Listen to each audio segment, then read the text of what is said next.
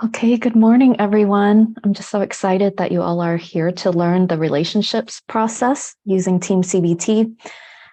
And I am just really excited to share this process with you. It's truly been like a process in the making in the past 6 years, like really starting out trying to learn Dr. Burns's approach, and then seeing some parts just didn't quite resonate or kind of fell flat, and then making a lot of adjustments along the way.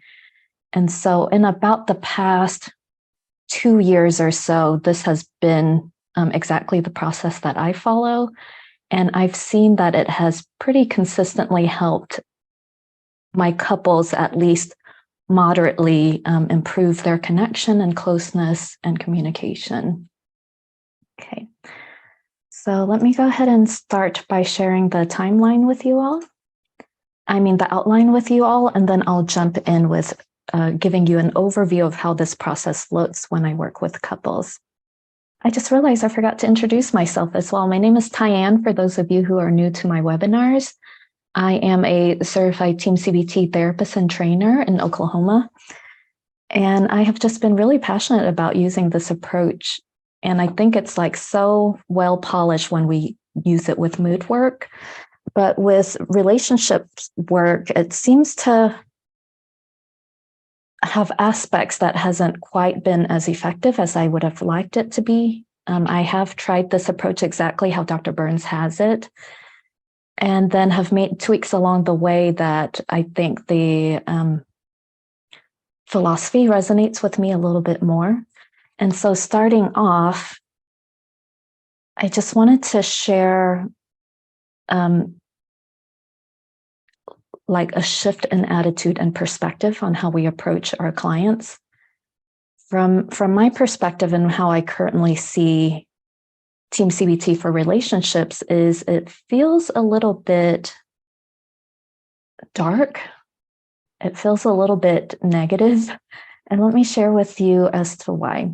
So I think the beauty in Team CBT is that we really help our clients feel good about themselves. Like if you just think of positive reframing for mood work, for example, how do your clients feel when they look at, oh, my anxiety is there because it's trying to protect me, it's trying to keep me cautious. My depression is there because I really care about something. Something really matters to me, like my child's well-being or doing something meaningful in the world, right? Our resistance work through mood work helps people to feel really good about themselves and see their symptoms in a different way. And then the same for habits and addictions work. Like when we look at the triple paradox, for example, for someone's drinking, we see like, oh, the benefits of drinking is it helps me to find some relief when I'm hurting. It helps me to escape. It helps me to feel confident in social settings.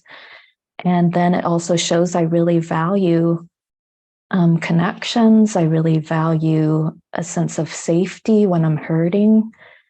And then think of how they feel about themselves through that resistance work or that outcome resistance work. But currently, look at our philosophy for relationship work. Look at the 12 reasons to not change currently, and even the blame cost-benefit analysis, right? How do you feel when you're looking at, oh, these are my current relationship patterns or my current communication patterns, and then your therapist shows you that, oh, you're wanting to just be right, and you're entitled, right? You just want things the way that you expect them to be, and you enjoy intimidating others, or you're wanting revenge. I have the right to punish you, and just kind of look at that and how you want to be the victim, etc. Right? And these are our current ways of doing outcome resistance for relationship work. And imagine how you feel about yourself on the receiving end of that. And you can even see the cost-benefit analysis. That's just the reasons to not listen. There's a lot more here that I think ultimately kind of leads people to feel a certain way. And I'm just interested if you could type into the chat how you already feel being seen as you're engaging in communication errors or relationship problems, because these are your reasons to not change. And you can see the same thing for the blame cost benefit analysis, right? It's easier. I can feel morally superior to you. I pity myself. I want to be the victim. And some other things. I want to have power over you. I want to have revenge. It's about the drama. The anger gives me a purpose in life. And it's exciting to have the drama. And I'm not saying there isn't some truth in this, right? There is some truth in that. There are these aspects of our human nature that are a little bit more dark, and it does feel good to be right. It does sometimes feel good if someone's hurt us, that we hurt them back. But really look at that. Yeah. You already start, I'm seeing some parts here. I'm feeling defensive. I'm feeling self-conscious. It's a shock. I actually feel some shame. Exactly. And I think this is actually the core of why starting out, a lot of times relationship work for me felt kind of challenging, because clients started off already feeling kind of shameful.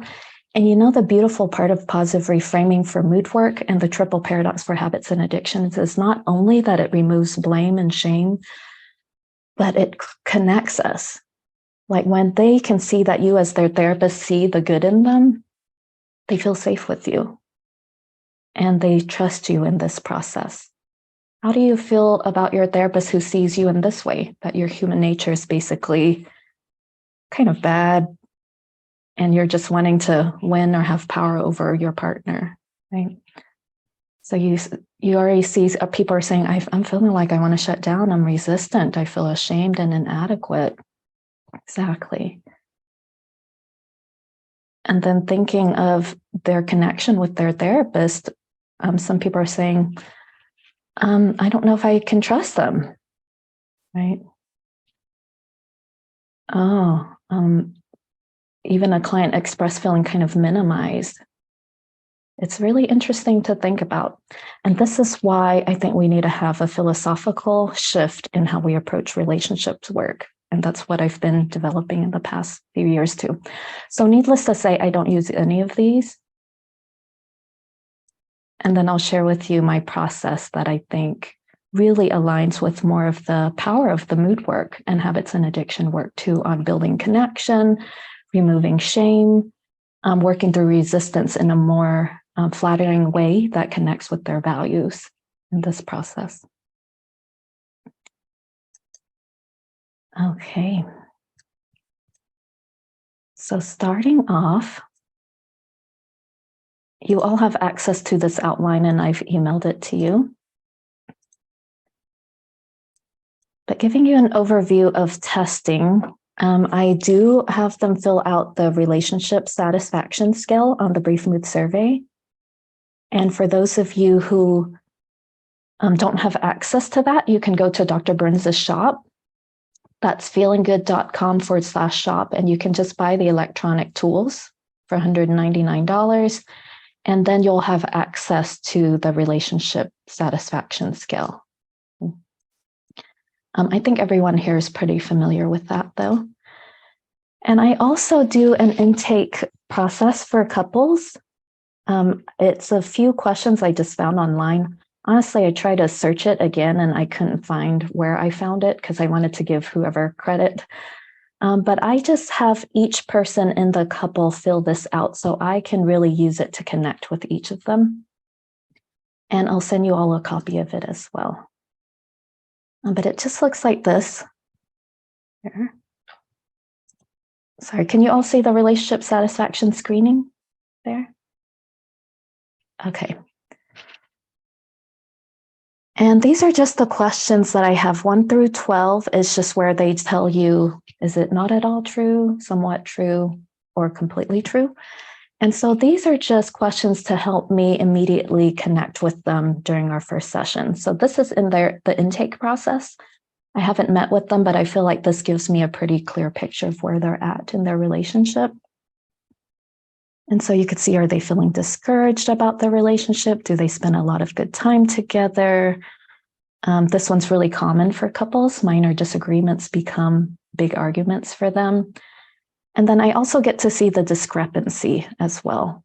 I also think it's important when you're working with couples to bring in sexual satisfaction. That one sometimes is uncomfortable for people to just bring up when you're working with them. But as we know, anything that they answer through writing first, they're more willing and open to discuss it because it's an important part of relationship satisfaction. I have a lot of couples who say like, I feel like now we've become roommates because we don't have sex. And it's typically like the main thing that distinguishes my partner from just a really good friend or someone I'm just co-parenting or co-residing with, right? And then I'll send you a copy of all of these. I also just edited some of the questions to the language that resonated with me. You'll also see I already address resistance here through questions 11 and 12. I'm willing to solely focus on my part and change how I'm coming off and responding in order to improve our relationship. So already I'm wanting to address process resistance. How willing is this person to do the work? And from the beginning, before I see them, I can see if it's not at all true. That would probably be something we really want to discuss.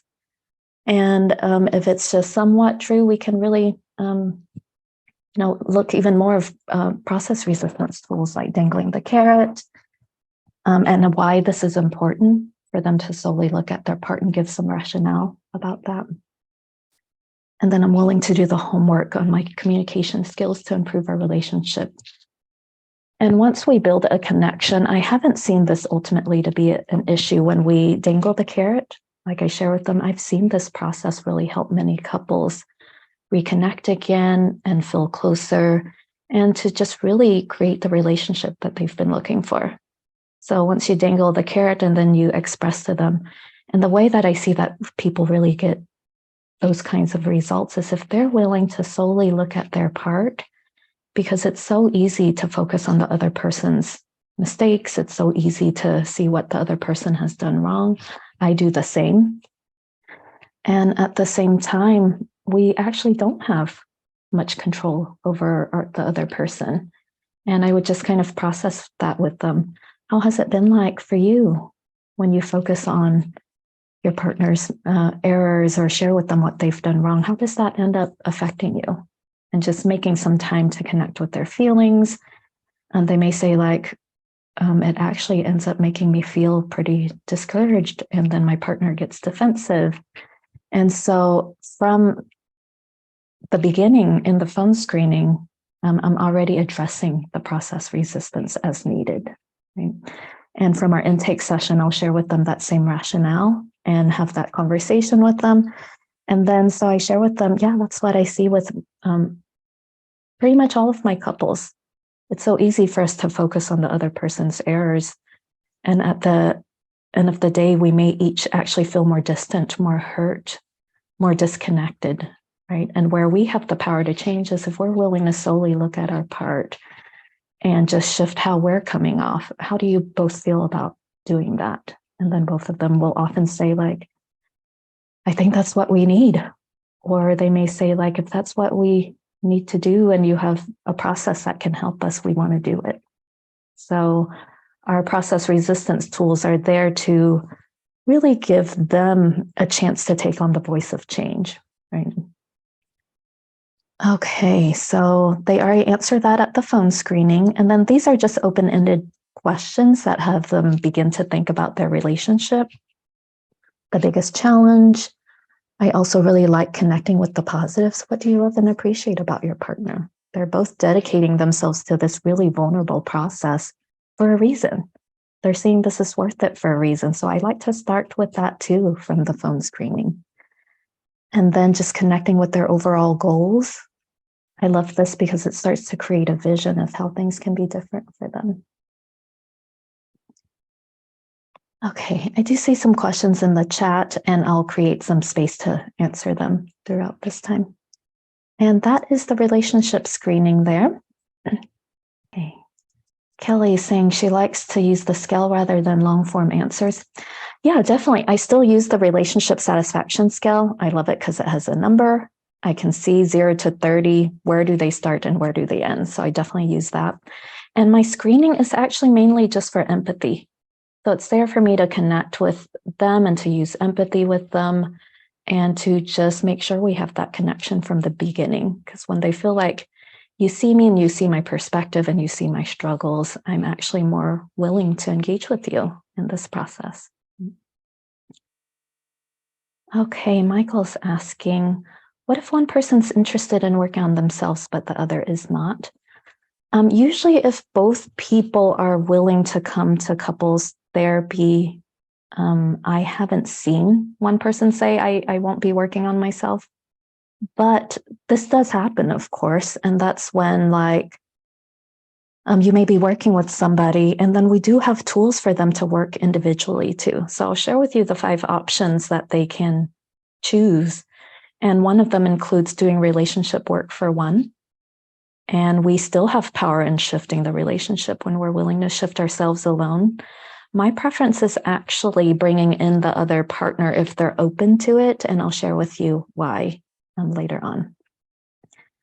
Pritika, do you see the couple together or separately? I see them together. And even at the intake, I see them together. I know through supervision, training, even graduate school, they talk about see them separately just to give them more of a safe space to share whatever with you, and then you bring them together. I personally don't resonate with that approach. You can do that if that works for you. I just like starting on the same page together, where we're all together, we're all sharing the same things, and we're all hearing it. And then if there's secrets that are hard to come out, I don't want to be the person holding that by seeing them separately first. And if there are hard conversations, ultimately we do get there through our work together. Was there any more questions about the testing portion here? Karen, do you only use relationship satisfaction on the brief mood survey? I focus on that, but I do have them both fill out the whole thing. So I can see where they're at on mood, but a lot of my main focus for couples work is the relationship scale. I do use the rest for empathy though. Like if suddenly they have a spike in anxiety or something happened to their child or something, or you'll see anger spike if they just got into a fight or something like that. That's helpful information too. Okay. All right, this may answer your question, Stacy. So working with empathy, we all know using the 5 secrets of effective communication when you're working with one person doing relationship work, right? Empathy for couples, the main things to keep in mind, I think, is that we're truly modeling for them how to listen. And also we're keeping in mind that we don't want either of them to feel like we're taking sides, right? And this can be the challenge sometimes with couples, even if you may feel strongly that, oh, this guy's wrong, or I'm really siding with the wife. I really want to take perspective on what's going on within me, because I can remember recently working with a couple that the guy was quite verbal, like he can just keep going. And he also was kind of black and white. And so she had some hurtful interactions with her mom. And during the empathy portion, he's saying things like, well, she just needs to cut her off. I mean, it's simple. If somebody hurts you, you just don't give them space to hurt you anymore. And you just need to do that. And otherwise, her hanging on to her mom and all of this just is hurting all of us, right? So he's in the space of feeling really upset. And so for me, my gut initial reaction is like, gosh, he's not making space for her feelings. He's minimizing how hard this issue is, why it's so painful for her to just completely cut off her mom and not have any more hope for that process. But we're keeping in mind that we're modeling for them how to listen to this person. Because usually when we looked at circular causality, we saw that he's quite verbal and expressive in this strong way. And when he's that way, she kind of shuts down. And so when she shuts down, he actually wants to come back and get even more verbal with her, right? And that was their circular causality pattern. And so keeping in mind the empathy of really modeling for her how to listen to him is, I want to do some exploration of his feelings. I want to, even when it's hard to listen to him, and I even want to do some positive reframing of why he's being so forceful towards her, to cut off her mom, right? So we're using the 5 secrets, and I'm just sharing things like, I can see right now, like there's a lot of frustration in this process for you and how your wife's interacting with her mom and still wanting to have hope that her mom would change. Is that what it's feeling like for you? Is frustration? And he's like, yeah, I'm really frustrated, etc. And then I said, it sounds like too, like despite there's a lot of energy and frustration right now, that I'm hearing maybe you're feeling really protective of your wife. Like you just don't want her to get hurt. And I'm also wondering, how does it affect you when you see her continuing to have her hopes up and then her mom disappoints her and then she's just really hurt again, right? And so just pausing in that way, like they both had expressed, she said, that was really helpful for me to see, because she said, I do want to shut down when he's just telling me what to do. And I never realized he was feeling protective of me. And then he also expressed that he's like, I am hurt when I see her just feeling so sad. And then as we explored more and made more time for that, again, we're teaching them how to listen to each other and connect with each other's feelings. This is all of like EFT is all about too, right? Emotion focused therapy for couples is all about connecting with the feelings. And it in and of itself is kind of like a forced empathy exercise. When I take time to connect with the partner, the other person is forced to see from their perspective and have a little bit more compassion for them as well. So, both of them then express like, underneath the frustration, she didn't realize he was feeling lonely because she was focusing so much on her mom. She didn't know he was feeling protective of her. This whole time, she only saw anger and him, in her words, making her feel like she's stupid. And then he didn't realize either that it was his tone on how he came off that led her to shut down. And he said, the last thing I would want her to feel is stupid or inadequate or dumb in how she's approaching this. And then he realized how the more he came off really strongly, the more it really created that process. So, okay. And then self-disclosure as the 6th secret. This one I've added for habits and addictions work, but I'm seeing now it's important for all work. And I want you all to think, even if you're doing mood work and your client's sharing something really vulnerable or something that brings on shame, how it feels like if you're the client and your therapist says, gosh, I've been there too, or I've related to when the relationship can be so painful. You just don't know if you can make it, right? Or I've been there. So self-disclosure is going beyond the 5 secrets, because as you all know, there's the I feel statement where the therapist may share like, I'm feeling sad to see how much you struggle, or I'm feeling excited about our work together, or something along those lines. Self-disclosure, I feel like, goes beyond that and really shares like an aspect of your humanity where you relate with them. So there's just a common thread of humanity in all of us. We've all had relationship struggles. We've all made mistakes in communication.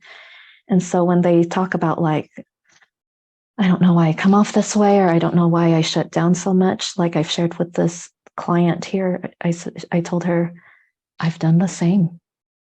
I said, we'll just call her Mary. I said, Mary, I've done the same. My go-to is shutting down. My go-to has been the passive-aggressive route of like the silent treatment, even expressing like, I just can't go there right now. through not talking. Like I wasn't even that healthy to say like, I can't go there, I need a break, or I just need some space. I just shut down, and I just shared these aspects with them, like self-disclosure throughout. And I'm wondering for you all, what that would feel like as the client to hear your therapist share just a little aspect of her or his humanity in their struggle with relationships. Like, gosh, I've been there too. Relationships can be so hard. I've shared with them like there were moments in my marriage like I mentally divorced my husband maybe every 2 weeks. Like sometimes it can be really hard and it takes really hard work. Sometimes there's core fundamental challenges in our marriage that sometimes we wonder, gosh, can I make it through this? Yeah, it feels really validating. Good. You love it. It feels like real empathy. Oh, that's interesting. Yeah. I'm worried I talk too much about myself and take their time. Yeah, I find a key piece in self-disclosure is then often wrapping up with an inquiry.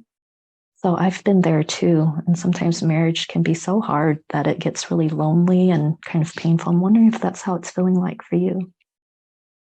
And I think when we self-disclose and then we turn it back to them, that prevents it from becoming about us. But it's us just sharing like, hey, I'm human too. I've been there too.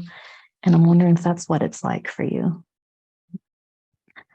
Even in working with addictions, I may not have struggled with drugs or a drinking problem, but I've shared like, I have been there when my anxiety was so bad. I just wanted to crawl out of my skin and I was desperate for any kind of escape. And I'm wondering if that's what it's feeling like for you. Like it's just so painful that you're desperate for any kind of relief. So it's self-disclosure, but to prevent it from being too much about us, we can turn it back to them with an inquiry. Sometimes my inquiry could just be like, what is it like for you to hear that from me? So they could also explore that process. Other benefits of this is the client can decrease shame when you self-disclose. It also levels the playing field. Like a lot of times they come in, they see our lives are perfect, their lives are messed up, and we're here to fix them. And then when we self-disclose, we can see that we're both human beings on this life journey together. And these are the same tools that have helped me in my marriage and in my personal life. And I'd love to share them with you too. Then it just feels a little bit more collaborative in that process. Right? Anita has found this so helpful. That's great. Pritika, it needs to be worded in a gentle way. I'm worried that I may minimize the client's suffering or seem incompetent. Yeah, I think that's a really valid concern, and not so much having to be worded in a gentle way, but again, our perspective and our intention is this is for the client's benefit. If I'm seeing some shame about something they're sharing and I've related, I may share like, I've been there too with like, if they're saying like, I get so mad and then I end up like just getting angry and I lash out and it just makes things so much worse, right? And I may say like, I've been there too, and it's so painful when we go there, isn't it? I feel so ashamed when like I did cuss at my husband like a month ago because I got so angry with him, like you're a selfish asshole, blah blah. It rarely ever gets that way, but there are a few times when it does get there. And so it doesn't have to be gentle, but I think what you're saying is you don't want to minimize their struggles. They're on the brink of divorce or something, and you're just saying like, yeah, we fought over like, dinner last night or something like that. Like if I'm hearing you right, you don't want to minimize the extent of what they're going through. But we're just looking at, again, a common thread of humanity on like, gosh, marriage can be so hard. And it sounds like it's just been really lonely for you when you're even thinking about divorce right now. And I can remember a time in my marriage when we were so disconnected and it really felt incredibly lonely and even kind of empty in the house, even though the other person is there. And I'm wondering if that's what it feels like for you. Right. And just see how that resonates with them. And our hope is that it doesn't minimize their suffering, that it validates their suffering, that marriage is hard or relationships can be quite challenging. And the incompetence piece, I wonder if that's the part that sometimes we feel like if we share that we've struggled, that we come off incompetent. And sometimes I've seen that if we've shared like a struggle and even dangle the carrot with like, it's really hard with that. And I don't dangle the carrot even immediately, right? So a lot of this is just, I just want to make space to connect with you, to validate your pain. I've been there too.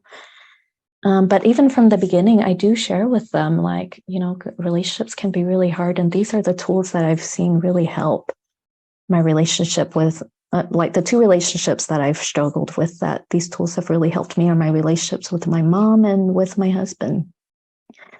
And so I haven't struggled with self-disclosure leading us to look like we're incompetent. I wonder what some of the thoughts are for the rest of you if your therapist self-disclosed, if you saw them as incompetent, and yeah, if anyone else had other thoughts on that. I believe sharing bits of your experience helps the client to feel more comfortable and they can be more able to share freely. I've really seen that, like, oh, when you've shared just that aspect with me, I've had clients write in their feedback form, like, I didn't feel so badly about myself anymore. They've shared things like, when I hear from someone I respect that they've struggled too, or they've gone there too with losing it in their relationship or been there too with anger, I realized that it's okay for me to be human as well. And I felt less shame after you shared that with me, right? So I haven't encountered so much of disconnect after self-disclosure as much as like a lot of appreciation from people. I worry about being seen as majorly flawed, but once I lean into it, I think it becomes very enriching and the clients often appreciate that. That can be really powerful. Yeah. And it's vulnerable, right? Just think about this right now, like you may feel some resistance with self-disclosure because it really is vulnerable for us. As just think about sharing our flaws. Like I've even shared with clients, having been in a really dark space where I didn't want to live anymore. Like if they've been there and they're sharing that with me, and I can just share like, that space is so dark, isn't it? And I've been there too, and it's just so painful to be in that and to not see a way out. And I'm wondering if that's what it's feeling like for you. That's really vulnerable. Like even in the moments when I'm sharing that, I feel the heaviness in my chest. I feel emotional. And then there are those moments that they then also feel like, you're a real human being just sitting across from me. And I've had clients who said, the moment that you shared that, I felt so much hope because you're really living a life that you find meaningful. And I'm wondering if I can do that too, despite me being in a really dark place right now. Yeah, people are glad we're discussing this. Things can be resolved through the ETS. Okay, there were 12 new comments. I don't think I'll be able to get through all of them, but I will copy the chat. And then if there's anything to address, I'll send it out to the rest of you. Okay, thank you for engaging in that discussion with self-disclosure as well. It's a truly vulnerable secret, and it's also can be really powerful when we do it for, again, the benefit of the client, to decrease shame, to connect on a human aspect. Like there's always common threads of humanity, even if we haven't been through their exact situation. We've related, we've suffered, we've hurt, we've struggled in relationships, we've been lonely. And yeah, just sharing that can not only decrease shame for them, but it just increases a sense of safety, connection, allow them to freely share. And that's the hope with that process. Okay. And then we go into addressing resistance. So just like the mood work, I'm making sure they both feel connected, I'm using the ETS to make sure they both feel safe with me. And if one partner is feeling like they can fully trust me, I was warm and respectful, like they're 20 out of 20, but the other sees me at 18 out of 20, I want to make sure before I move forward that that person has space to share more. So maybe it was something I didn't deeply understand enough. If they marked like you didn't fully understand me completely, but it was very true, I just say things like, I just want to make sure I really make space that you both feel really cared about and heard. And in this process, I noticed that maybe there was a part where I did pretty good in understanding how you felt inside, but it wasn't completely true. And I'd love to make more space to hear your perspective so you can really feel heard in this process together. And so I just want to make sure both people feel connected and safe with me and like I'm not taking the other person's side before I move forward. And then once I see that on the ETS is the evaluation of therapy session. You can also purchase it in that therapist toolkit that I showed you from the Feeling Good shop. And Dr. Burns is very generous. You just buy it one time and then the license is good for the rest of your life. So we don't have to pay royalties per use per survey, like with some measurement skills. Okay, so you invite them. Does this feel like a good time for us to transition to looking at ways to move forward in the relationship? Or was there anything else either of you wanted to share with me? The miracle cure question is just one of my favorite things to slow down and take time with, where I want them both to visualize if we did some really effective work together, how would your relationship be different? What would change? Right? And when I asked them that, I really borrowed from Heather Clegg's upward arrow. I don't know if you all have heard this. She's a pretty brilliant trainer, if you can take any trainings with her. And I love this in that it begins to connect with them as to why is this work important? And when anytime we do values work, it starts to improve motivation to change already. So if they say like, oh, I just want to communicate better, almost all of them say that. I want to get deeper. Why is that important? What would that look like? What would that mean to you if you were communicating better? And they would say like, I want to communicate better so, our home can just be more peaceful. I feel like right now we're just at each other's throats all the time. What's important to you about a peaceful home? What would that mean to you to have that? They say if the home's peaceful, then we're really connecting. We're really seeing each other. And I don't think we've been feeling that for the past several years, right? So we're just really slowing down to connect with what is the change that you're wanting, but why is that important? And what would that mean to you to get that change? And we're really connecting with their values then. And then I love each of them hearing each other's miracle cure answers, because then they realize like, we're the same. We are wanting the same outcome for our family. We both want a peaceful home. We both want to connect more deeply. We're both tired of feeling sad and hurt and lonely in our marriage, right? And it would mean a lot to have a little bit more fun together and really hear each other out instead of like one of my couples like talking about the taco, if they wanted that last bite or the other wanted the last bite, became a huge fight for them. Like almost all of them said the dumbest things for us becomes like this huge argument. We're tired of that cycle.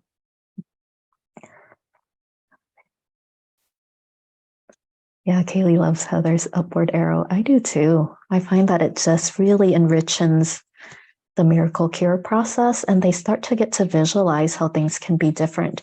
And what I love about it is not only it starts to increase motivation to change because you're connecting with values, but it really aligns them as partners on the same path. Because almost always when we look at why is it important, what would this mean to you, they really have the same vision for their marriage or partnership, or I've worked with people who weren't married as well. So a disclaimer, I mainly have specialized in postpartum women. And so a lot of my language is towards people who are married and mainly heterosexual couples. And so if I say marriage or it's only a heterosexual pronouns, that's because that's been my experience. I've mainly worked with, I specialize in postpartum women when I opened my private practice due to my own personal struggles. Through that journey, that was just really the most painful time that I've experienced. And then I realized in doing postpartum work that there was actually a lot of OCD in postpartum women, but there was a lot of relationship dissatisfaction. I didn't come into this planning on working with couples. I feel like couples found me because a lot of new moms are actually really dissatisfied in their marriage. They're feeling resentful. They're feeling like they're being treated unfairly. And so that's where I've got the bulk of my experience in working with couples. Maria's asking, where do we find her upward arrow? That's pretty much it, Maria. Like when you ask them about their goals for change, you just get their words for it. Like, I just want to feel better. And then the upward arrow is just asking those questions. Why would that be important to you? What would that mean to you? And you just keep going. Like, let them dream. And what else would be different? And then why would that be important to you? What would that mean to you to have that?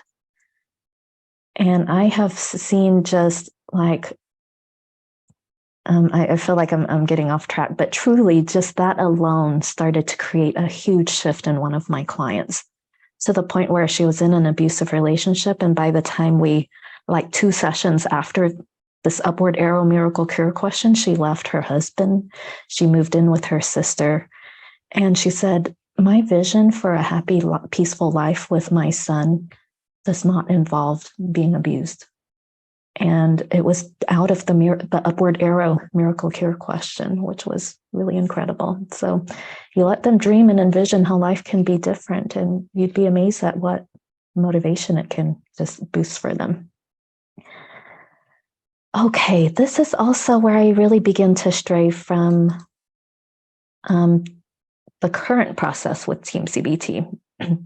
So the current process, we have 3 options. Right. So when we get to specificity, Dr. Burns shares that you can choose to leave the relationship, you can choose to keep the status quo, or you can do the external work, which is you'd be willing to solely focus on changing yourself in order to change the relationship. And currently Team CBT has a preference for doing individual work for relationship change. So that's relationship work for one. I have also found that there can be 2 other options that can actually sometimes be more sustainably effective for creating change for people. The external work, for one, I truly have seen to be incredible for some people. Like when they were willing to solely look at their part and change how they come off, it can really change the relationship. I've also seen times when it didn't work at all. Like they've started to change themselves, and they also start to feel like this gets old because it feels unfair. And I've done the work. They do the 5 secrets practice with me. They come and share that with their partner, but then it starts to get old because their partner still doesn't know how to disarm them and doesn't know how to connect with their feelings, and sharing, stroking statements of warmth and respect, right? So the one person doing the work on their own, they're more likely to fall into that process resistance. This starts to feel old. I'm the only one doing the work. This feels unfair. So it can start to fall into the process resistance process, or it can not be effective. Because even though Dr. Burns says, when you go through this process, you can have the other person eating out of your hands, there are times when the other person is also their own individual self with their own free will. And I can think of like a woman who had worked so hard with me. Like, I feel like when we were practicing the 5 secrets, she just did awesome. Like, she was really disarming. She tried to connect with his feelings. And then she went home to try to practice connecting with him in that way to hear him out. And he put on his headphones and played video games. And so we were like, where is this man eating out of your hands? And it completely transforming your relationship. And I think this can sometimes fall into almost like blaming the client. If like they just didn't do it right enough, and if they just did it better, they could have transformed their whole relationship. And sometimes, like, I wish that was the case, but sometimes that isn't. And I don't know how many of you have also seen that. And that was where internal work was really helpful for her. So internal work is where it's the option of you still want to get closer to your partner, but either trying to do the external work with changing your communication didn't work, or you just don't feel like it. Like, I've had enough experience with this person and I just don't want to. I don't want to continue to try to come off differently, but I would like to feel less angry. I would like to feel more peaceful internally. Then we can do that internal work. And I'll share with you the tools for that. There's also the fifth option, which is couples work. And the power of couples work is that you pull in the other partner. And so I would share with them, one option that we have is that I can work with both of you in this process. And what could be really helpful with this is we could have your partner's perspective. We can have their feedback on this process, and then you can both be working together. And you won't fall into that space where right now it kind of feels unfair sometimes that you're the only one doing the work. You can both do the work together. And of course, I don't want to force your partner into any kind of work, but I'm just wanting to give you this as an option if you feel like it's a good idea. How do you feel about that? And then once they pull in their partner, it just opens up doors for change in this process. Right? And I have had that happen. I worked with a woman who we felt pretty stuck doing relationship work for one, just the current way that it's supposed to be. And then once we pulled him in, they're the ones that I'm going to show you their motivation script. They have gone from 10 and 11 on the relationship satisfaction scale to last week, they were both at 24 out of 30. Just going through so far 7 sessions in this process where they're both working together. So yeah, we still felt pretty stuck on relationship work for one, but the couples work started to really create shifts for us. And it's all about offering different options, right? Instead of staying stuck in the just one way or trying to fit them into our current process here. Okay, so this is now the internal work option. So let's say they tried the relationship work for one, it didn't work, or they just don't feel like it. We can do internal work. And so that woman that I shared with you, the husband then just put on his headphones and played video games. She decided she didn't want to leave the relationship. Even though it felt pretty lonely, she said, he's actually a pretty decent father. We have 2 young children. I don't want our homes to be divorced because we both grew up in divorced homes. And I would rather have him present than not. So that was pretty clear. And of course, she didn't want to keep the status quo. A lot of times the status quo option is not a real option because most people, if they're wanting change, they're not going to choose to keep it the same. They're just feeling really stuck and they want something different and they don't know how. So for her, she chose the internal work option. And then we just started looking at measurements of 2 things that I do that are verbal measurements is how close do you feel to that person, 0 to 100? And where is your anger, 0 to 100? Because once I do the internal work, I often see for most increased closeness and decrease in anger in this process. So then I first look at what are all of the good reasons to keep your anger and keep your distance as well. And then I'm voicing the resistance with them. So this woman, she said, well, I could keep my anger because anger helps me to not feel so lonely. And then my anger drives me to continue to speak up to him. And I can call him out when he's playing video games again. And so we're just listing out all of the good reasons to keep her anger and to decrease the close and to keep the distance, right? Good reasons to keep anger and to not get closer. And it's pretty much the same because anger is there to keep distance from the other person. And then if you've seen my habits and addictions work, this is very similar to that. So then we rate motivation to change, and then I do voicing the resistance. So your anger is helping you to speak up to him. Why should we do this internal work to try to decrease that so you can have more peace in your home? And she would say things like, yeah, I'm more likely to speak up to him, but it comes out really ugly. And I think that actually makes him want to play more video games and not engage with me. Her other reasons to keep anger were, then I don't have to connect with my loneliness if I'm just pissed off at him. Why would you want to do this work to decrease anger when it's been protective in that way of your vulnerable feelings and your loneliness? And she said, well, I'm actually going to feel that anyway. But then I'm also pissed off and lonely in this process. And so once they're motivated to change and they're ready to do that work, and she's taking on that voice of change, I like to use these 4 tools for the internal work. We don't have as much time to go into all of them, but a lot of you are familiar with reattribution.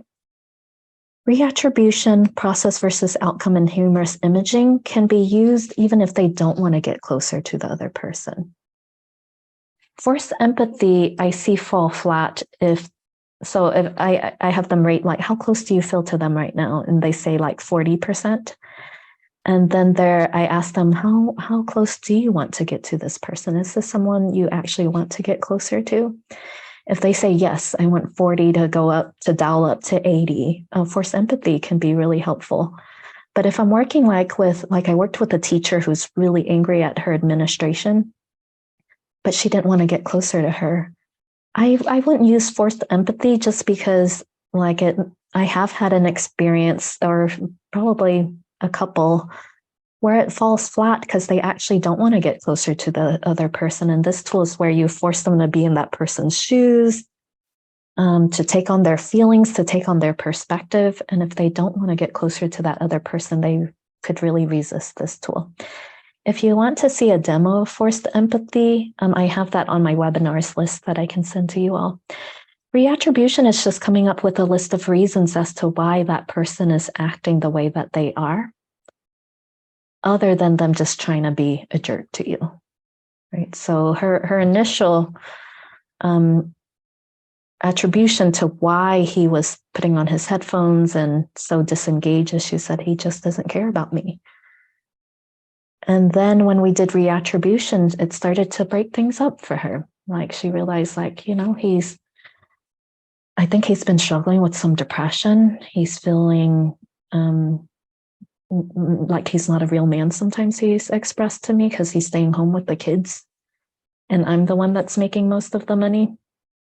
And then she came up with other things. And so we try in reattribution, we're just trying to look at expanding your perspective to see, why is this person acting the way that they act? We also went back to things like, I asked things like, could there be some things in his past that leads him to respond this way when he's struggling? And she says, yeah, he talks about his parents really shutting down when they struggle. So he probably learned this from them. And he's also had a childhood where they didn't have healthy communication at all. And he's escaped through books, through video games, through collecting rocks. And it's way harder for him to connect with a human being. So after reattribution, even though the external work didn't create a lot of shifts, reattribution started to break up her anger. And she decreased in anger after that. And she also started to increase in closeness without even doing any external shifts with him. She said, I actually do feel for him. And I feel sad that he struggles with this. And I wonder if he's even feeling lonely. Right. So in reattribution, that's sometimes a forced empathy in and of itself without having to do the full role play. Process versus outcome, I really want to share with you all. It's one of my favorites. And this is what we came up with her.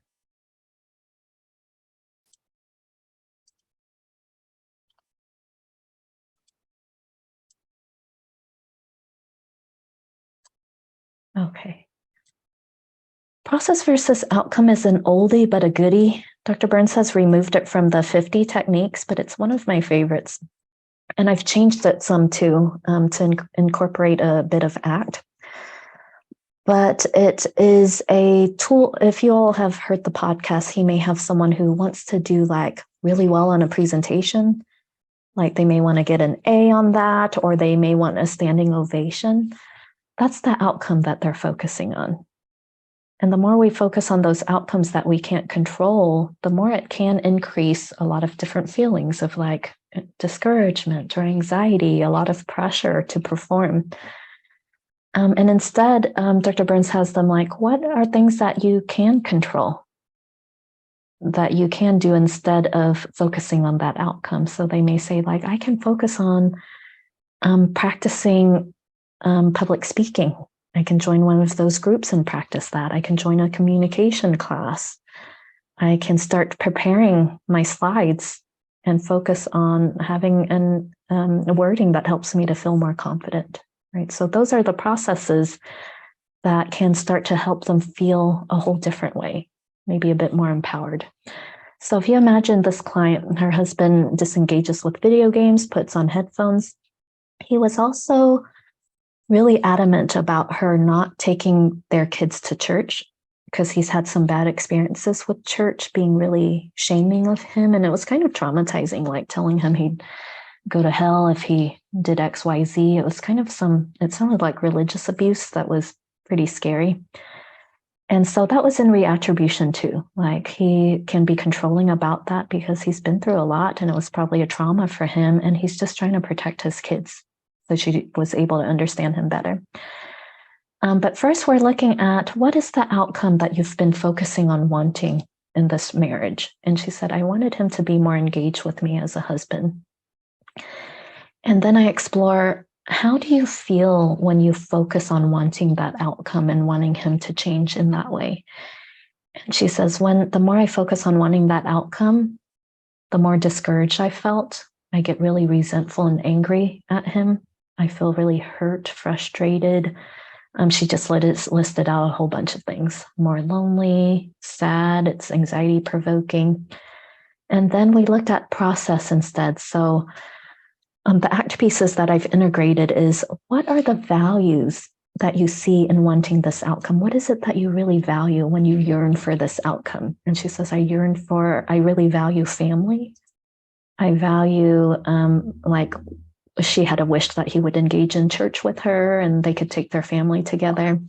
She really values spirituality and overall just connection.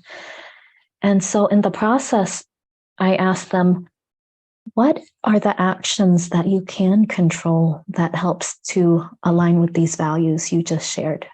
So what we're going to do is shift our focus from the outcome and let's look at those processes that you can control. What are the actions you can take that allows you to live out these values? And so she said, with family, she said, when I see him being disengaged, I can still at least give him a hug because usually I give him a cold shoulder. But now that I've connected with, he's probably been really lonely and scared to open up. I can still give him a hug and then give him his space. And she said, I can still engage with my children and have a good time with them. Sometimes she could go out with her sister and just take them to the park. Like if my husband's not feeling like it, I can take my sister and we have a great time with the kids. And then I start to explore with her, how is this feeling like for you as you look at the things that you can control? And she says, I'm feeling like I can live in this marriage now. And she said, I just feel so empowered. And then we look at spirituality and she said, I've been tired of this argument for like 5 years about church. She said, you know what? I've stopped going to church like to rebel against his rigidity about me taking the children. And she said, I can just go to church by myself. He hasn't prevented me from doing that. I stopped doing that and that matters a lot to me. So she started going to church by herself. And she said, I can bring God home to my children. I don't need to take them to church. And so she said, I just make time then to talk to them about like what it means to be a kind person and what it means to embody God's love. And these conversations with her and her children and kindness and faith, she said that had done so much to create a shift in them that she said, I no longer need to feel that push to have him let me take them to church. And that had really worked out. And we did other things with connection, like different things that they can do. Sometimes when he's more engaged and less depressed, they have really good conversations about movies and books that are really interesting. And she said, I can just wait for those moments. I love those conversations when we have them. And that's how we can connect, right? And so these were the feelings when she focused on the outcome. And then I just explore with her, what are your feelings now that you focus on these processes that you can control? And she expressed like, I no longer feel like I need to leave him. I feel like we can make this work. And these things are my ways of feeling fulfilled. I no longer feel like a victim of his rigidity. I feel like there's choices and options, and I can move around now instead of feeling stuck.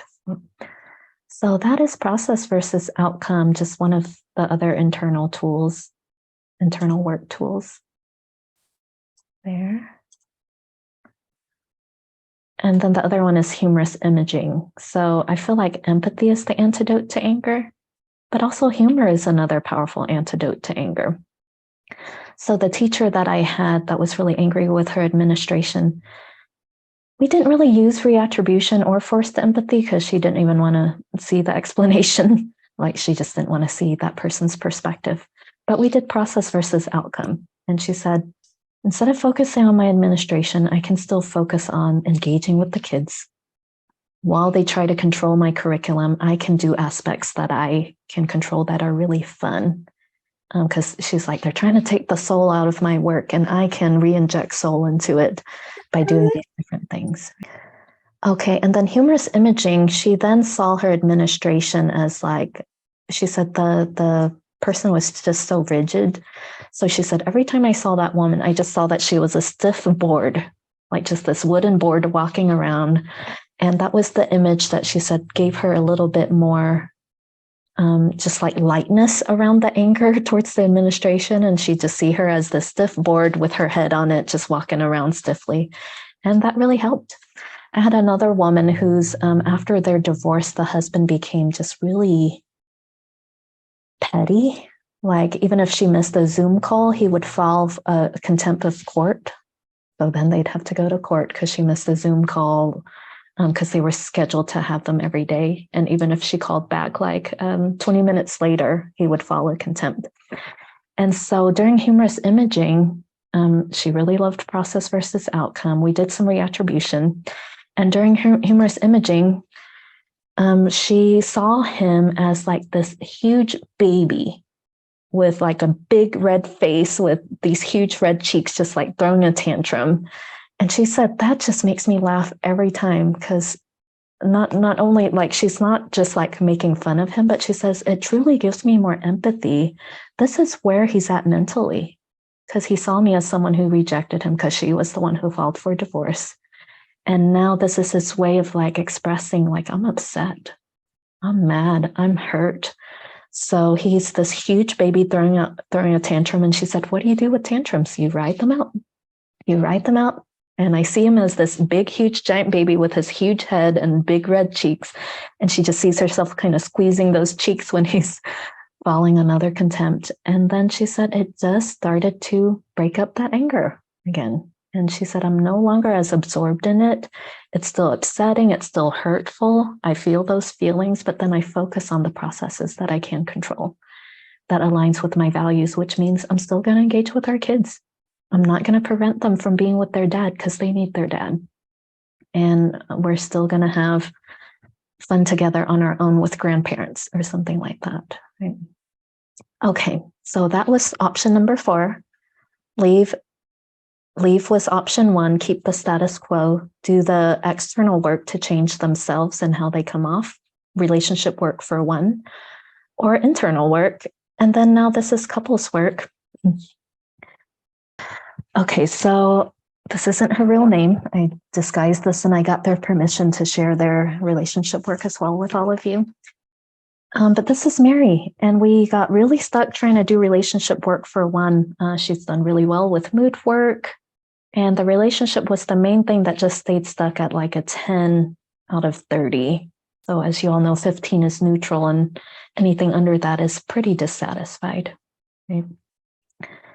So through the relationship journal, I like to first have them think of an event that represents a pattern in their relationship. So it's not just any moment in time when they've had a conflict. And why I like to use the word pattern is this is how we start to understand patterns that come up that has circular causality.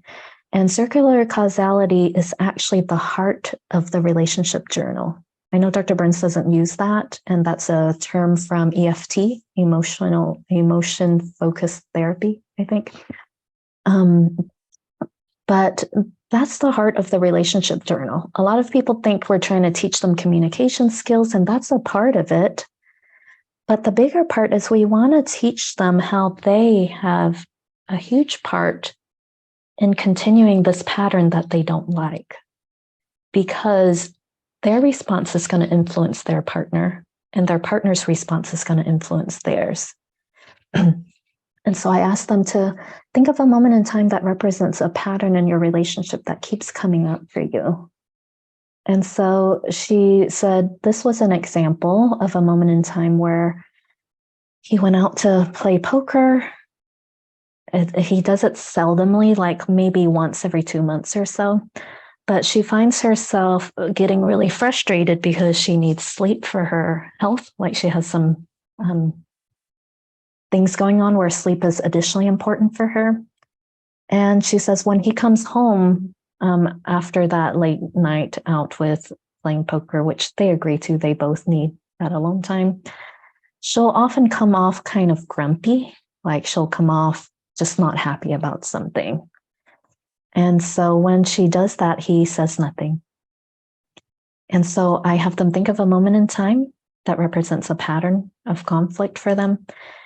And then what was one thing that he said? How did he respond to that? Right?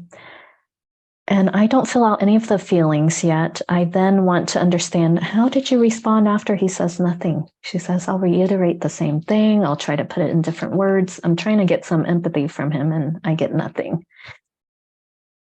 I always like to empathize with the person doing the personal work first. And just to remind you, they're both in session with me. And then I have one of them volunteer to be in the hot seat first. So I just share with them, you both have agreed to solely focus on how you come off. And this is a process with the relationship journal that could really help me to see what comes up for you that becomes a pattern that we can really change and really improve the connection to the level that you both want it to be. And so he actually volunteered to go first. But when she goes, he's just there to listen. So he hears this moment. And to me, this part here is forced empathy for him. So I really want to slow down and first connect with her feelings. Why I like to connect with the feelings of the person doing the personal work first is I found that when I try to understand the partner's feelings first, they weren't quite ready to go there. And what really helps is when they feel like I understand their perspective first and what was going on internally for them, they were much more open to exploring what was he feeling in that. So I'm uncovering what he said, how she responded, and then I'm connecting with her emotions. When he didn't respond and you felt like you had to reiterate, what was coming up for you? It's frustrated. And a lot of times they talk about the hard feelings first. So there's hard and soft feelings. Hard feelings are like angry, resentful, mad. I always want to touch on more of the vulnerable feelings too. So she'll say, I was really frustrated. I felt resentful. And then I said, I also wondered if it felt disconnecting, or maybe you felt even a little bit hurt. And then we'll put in, like she said, yeah, it is hurtful when I share something with him and he just says nothing. I do feel hurt. I feel sad. And then I feel guilty, like maybe I said something wrong and push him away. And then I go to exploring his feelings, not with him, but with her. So I say, Mary, and then when he says nothing, what do you think he's likely feeling internally? And she said, I think he was frustrated, but honestly, I truly don't know. And this is what's really cool about having the partner there is I can pull him in because she truly doesn't know. He's one who really shuts down. And when we try to do relationship work for one, she said, I sense that there's something there. He's upset with me, but I truly have no idea what else is going on inside of him. And then what was cool about having him here that we could never have with relationship work, for one, is that forced empathy aspect of he can actually share that he was feeling hurt. And he felt unappreciated that when he has a moment out, he comes home and he hears her complain. And then he actually feels defensive. And she had no idea who he's feeling inadequate. When she hears him complain about how she's tired or the kids kept her up, he felt like a bad husband and a bad father. And he said, I don't know if there's a job that's more important to me than taking care of my kids and being there for them and also being there for my wife. And when I hear these complaints, I feel not good enough.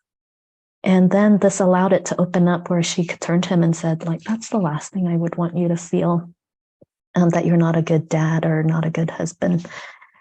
And this is where we can make room. Like when I start to hear things like that, I can ask, what is it that you want him to know about how he is as a dad? Because he's feeling unappreciated.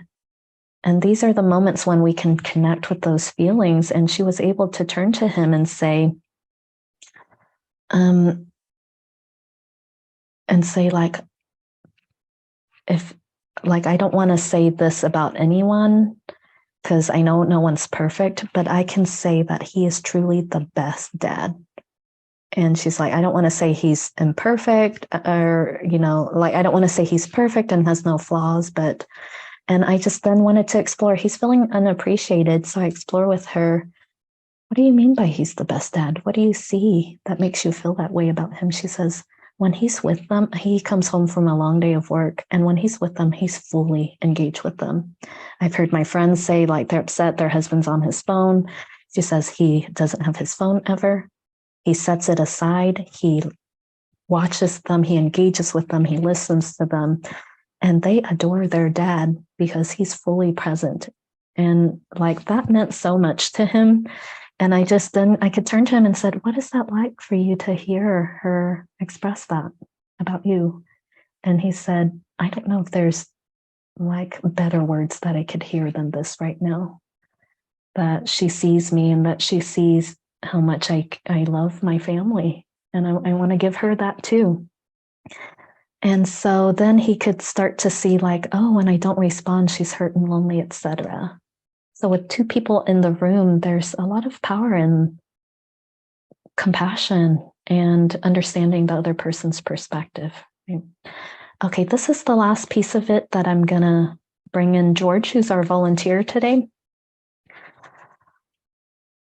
So I don't actually do the ear checklist. I don't love the good and bad communication. Sometimes they get defensive. And they try to give themselves credit, like I did express my feelings, I acknowledge his, and they really didn't. Like they just said, like, I'm tired, etc. But she really didn't express her feelings that she was lonely or feeling hurt or resentful or anything like that. So I actually just skipped that portion. I do really like the checklist though, and then I like to add to it, and then I'll share with you how I remove the negative views that the client has about themselves in this. And so I do a little bit of process resistance before we get here. So we've now understand their situation and their dynamics. And I forgot that I also try to find out, before he said nothing, what was it that you said? So I don't just explore these two aspects. I explore, what did you say before he says nothing? And that's when I found out she said, oh, I wasn't happy about something. I was probably complaining about how I was tired. And then I also want to know, when you reiterated the same thing, how then did he respond?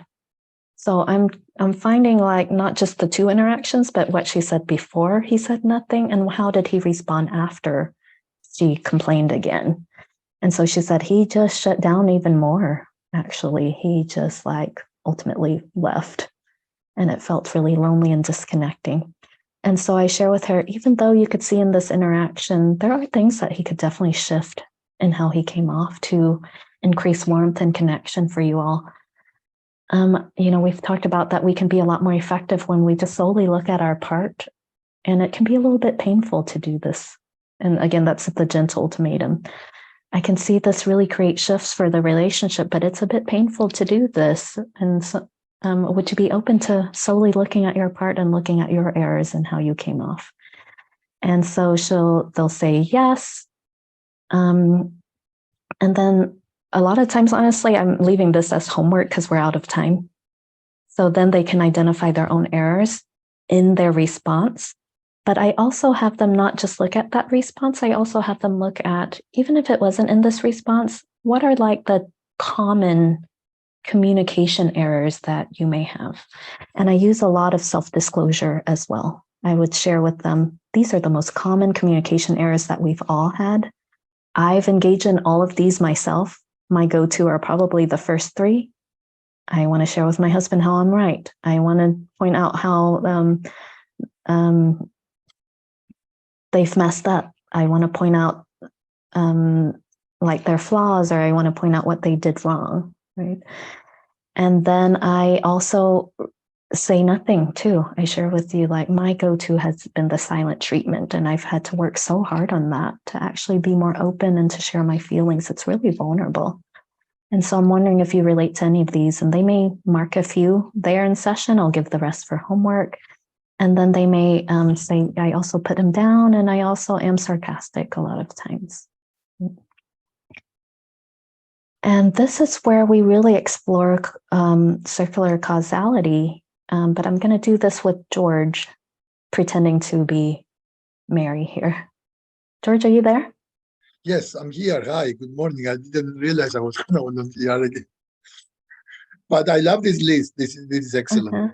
Yeah, thank you so much for volunteering to be the person to help us demonstrate circular causality. Because this is, again, the core of where they start to see, oh, I have a lot more power than I think.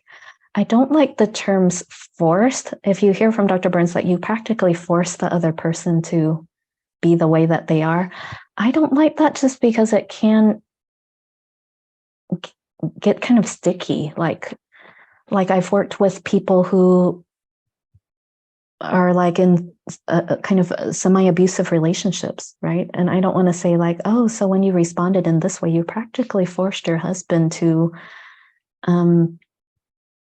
yell at you. Or, you know, I had a woman whose husband was kind of verbally, like, you can't quite categorize it because he didn't like physically abuse her, but there were moments where he would just say like, that makes no sense, that's so stupid, where it just felt like truly wounding and verbally and emotionally abusive. And I would never want a person in this place to feel like, oh, well, when you acted that way, you forced him to call you stupid. And her son would kind of align with him.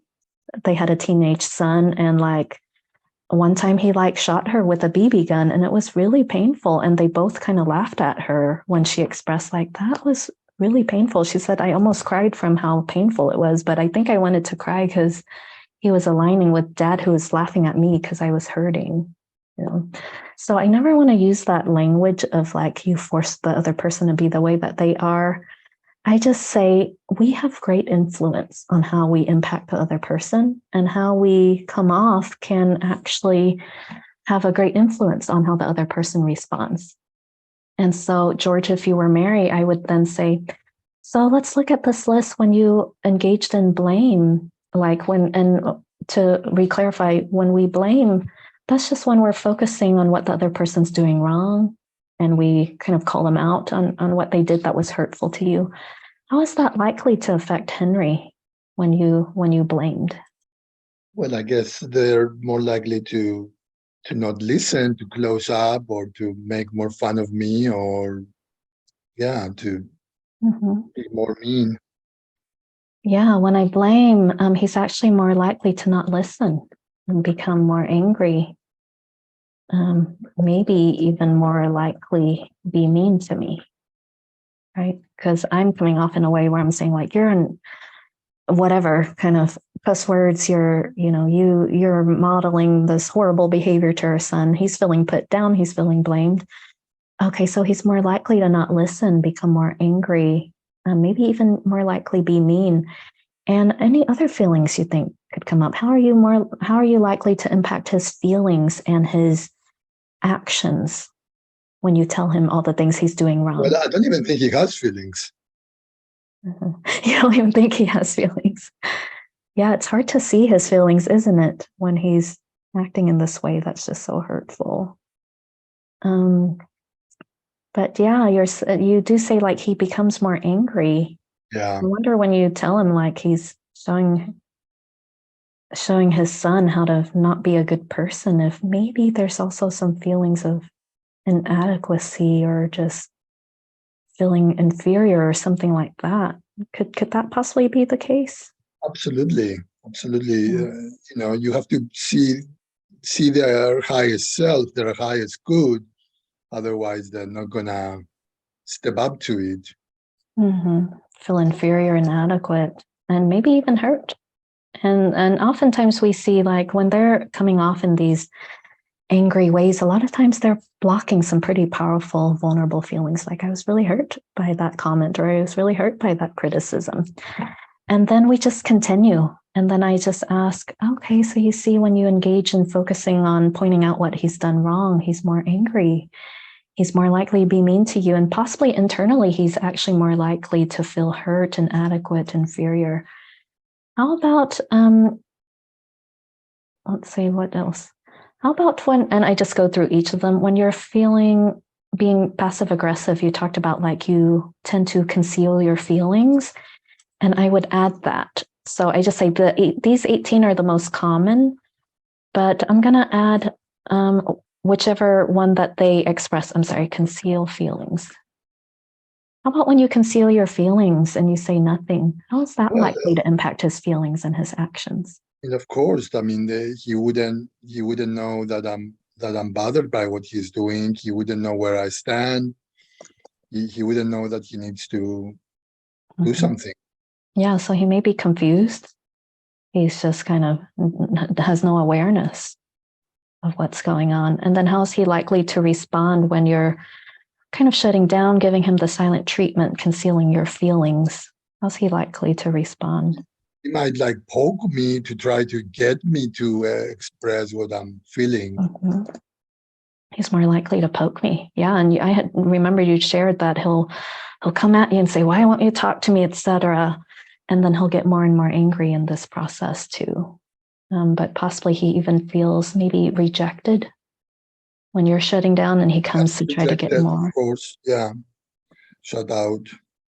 Feels rejected / shut out.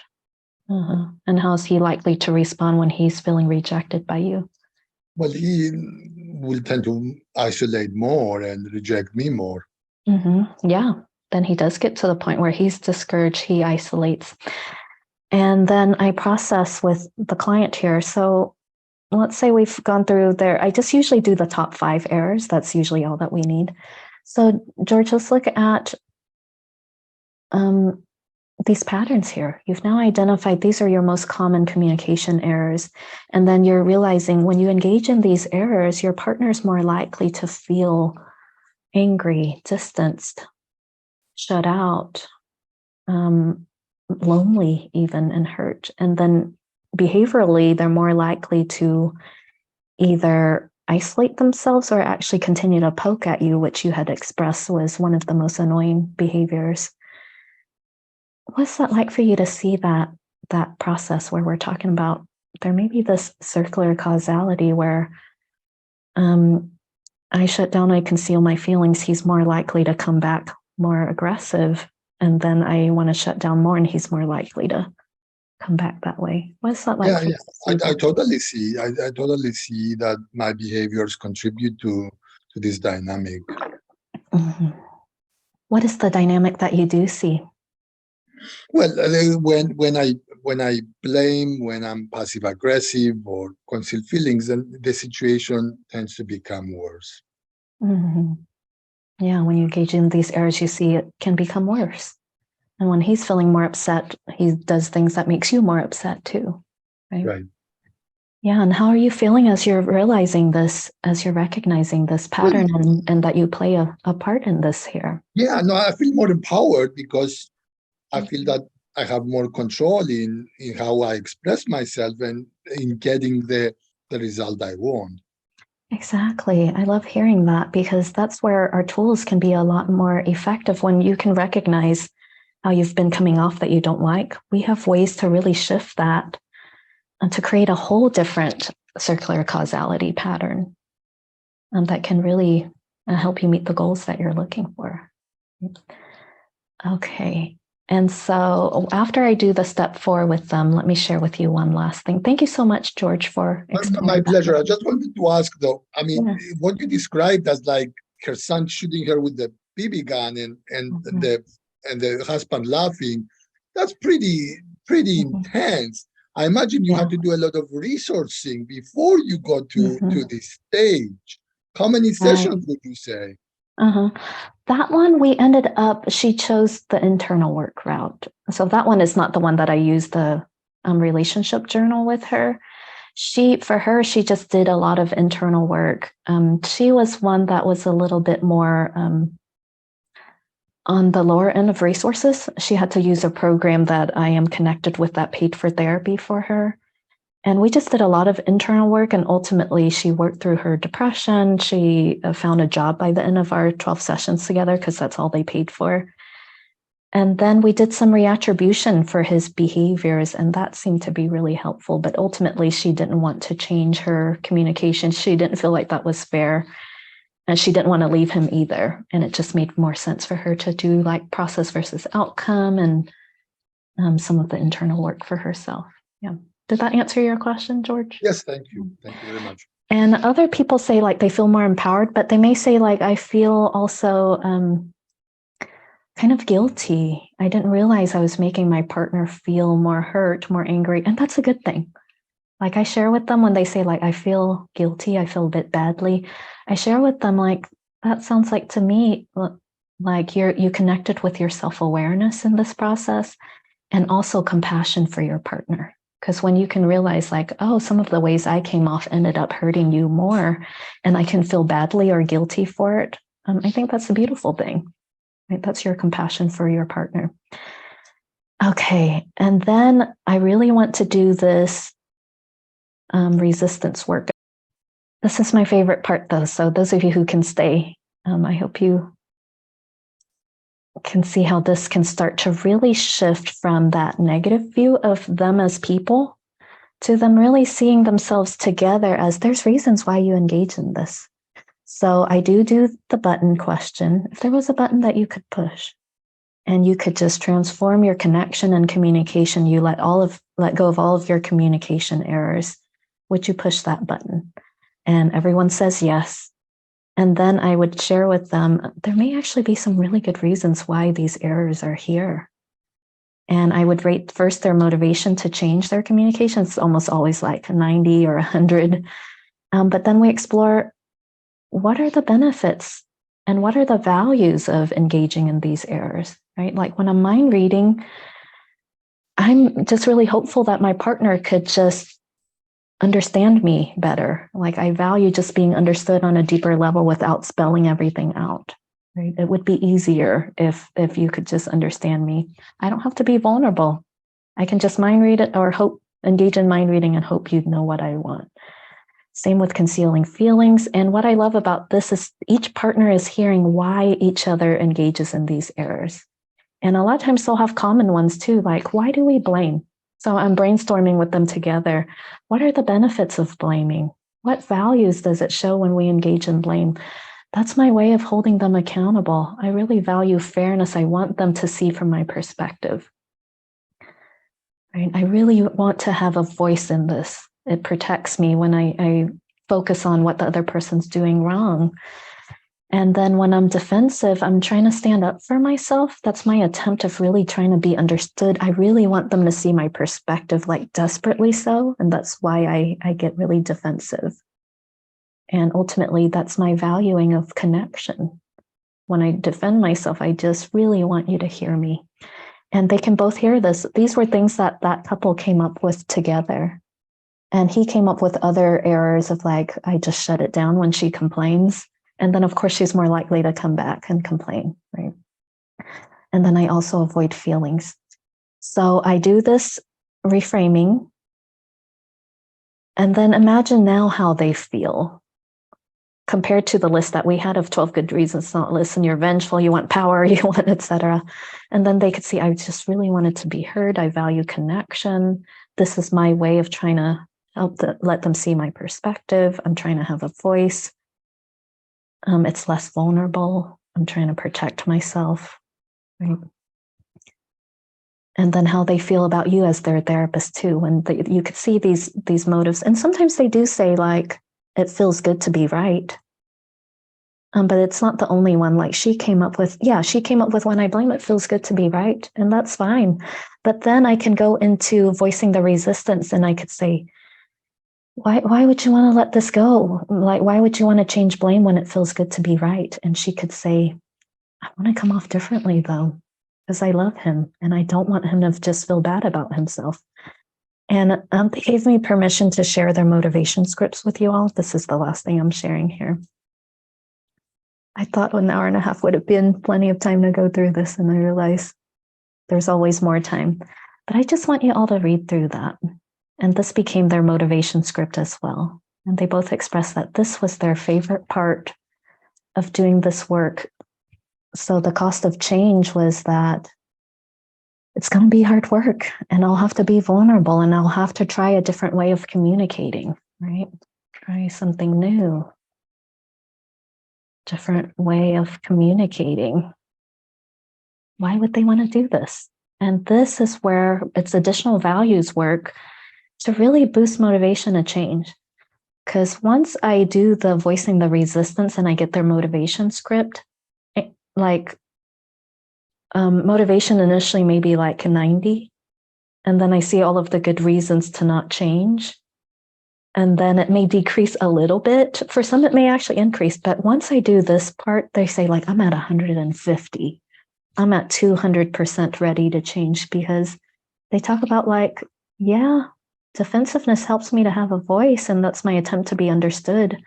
But when I'm defensive, he just gets more defensive. So I asked them, why would you want to let go of your current communication patterns to try something different when being defensive actually helps you to have a voice and helps you to hold him accountable?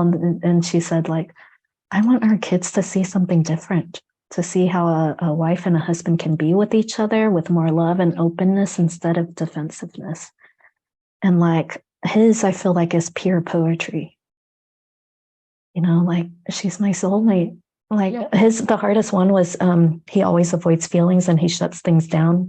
Anything that she shares that's negative, he shuts it down and he tries to problem solve. And he says, being vulnerable actually shows love. Like, that's true love. And I've been so scared to be vulnerable with her. And she's my soulmate. I reserve this for her. She's the only person who's seen him be really vulnerable. I want to reserve her things I never see, that I never share with anyone else. This is the most fulfilling way to be. And just other things like with their children, they can see our human aspects with arguments and how it can be worked through with respect and how they can be treated. This will show them how to understand their worth. And basically, he's just talking about, if I'm more vulnerable, it shows them how to be more safe in their own skin, basically, in this environment. So once they're ready and they have their motivation script, as you know, motivation will ebb and flow with any work. And these are actually habits. So I integrated my habits and addiction work with our communication errors. And that's why that motivation script for many of my couples can be so powerful, because anytime their motivation like ebbs and flows and they don't feel like doing it, they can look at their script and they talk about, I'm connecting them with the bigger reasons on why to do this hard work with each other. And then once they do that, communication training, I think, goes really smoothly in this process.